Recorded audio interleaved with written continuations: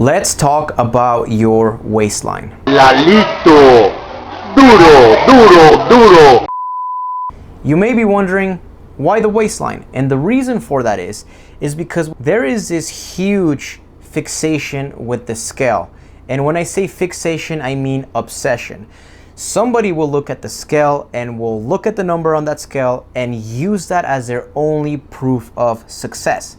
And if I have just described you, if you can relate to that, then make sure you watch the video all the way until the end, because I am about to change the way that you think when it comes to progress and what that number actually means. Because when it comes to the scale is only one of few tools that you should be using to measure your progress. Now, don't get me wrong. The scale is a fantastic tool for accountability, to tell you how you're doing with your progress, but it shouldn't be the only one.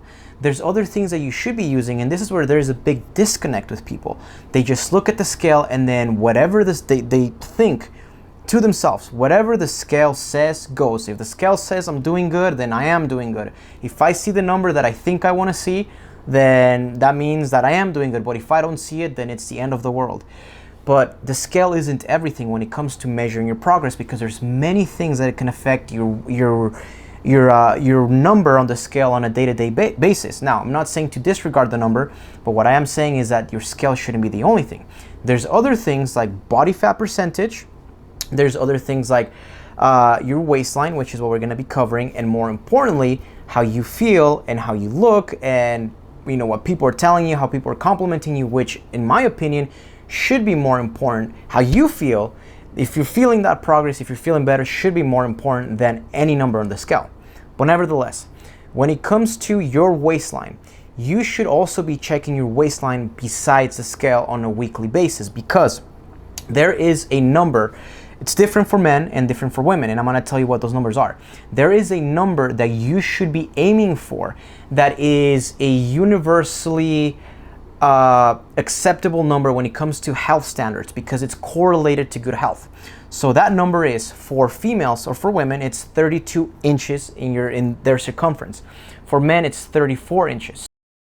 So if you're a woman, your goal should be to get to 32 inches on your waistline, because that is a good health indicator that you're doing good regardless of what the scale says. If you're a man, your goal should be to get to 33 or 34 inches, because once again, that is a good health indicator that you're doing good regardless of what the scale is saying. So besides the scale, you should be checking your waistline on a weekly or a bi-weekly basis. But keep in mind that just like with the scale, that if you're starting to lose weight, you're starting to get a little bit thinner, you're going to be losing less each week. If you're a little bit bigger, then yes, you're going to see more aggressive reductions on your waistline every single week. But you shouldn't just be relying on the scale, because I see this many times. Somebody will stay stagnant on the scale for 2 weeks, but then their waistline is reducing every single week. They're losing half an inch, a quarter of an inch, but they're not paying attention to that, because again, they're just fixated on the one number, whereas you should be using another number for reference as well. So make sure that you are using your waistline too as a progress indicator, because here's one thing that you may not know. Your waistline is going to be a more accurate health indicator than the scale is ever going to be, because again, with the scale, you're prone to many fluctuations, to many temporary fluctuations that are going to be happening on a daily basis, whereas your waistline is probably not going to be fluctuating as much. So that is a more accurate way of measuring your health progress. So starting today, make sure that you're checking your waistline, not just the scale. And if you're a woman, make sure that you aim to get to 32 inches. If you're a man, make sure that you aim to get to 33 or 34 inches, because again, those numbers are usually good indicators and correlators to good health. Now, once you get to those numbers, my next challenge for you is try not to be complacent and stay at that number, because one of the things that I've said before in this channel is that one of the keys to lifelong weight loss success, if you want to keep the weight off permanently, is that you should always look for the next challenge. Now, I am not saying that you need to lose, once you get to 32, you need to lose an extra 7 inches, or that you need to get a specific type of body. I'm not saying that, because again, once you get to that number, that's a good health indicator. And if you lose weight, or if you try to reduce your waistline anything below that, it's for vanity.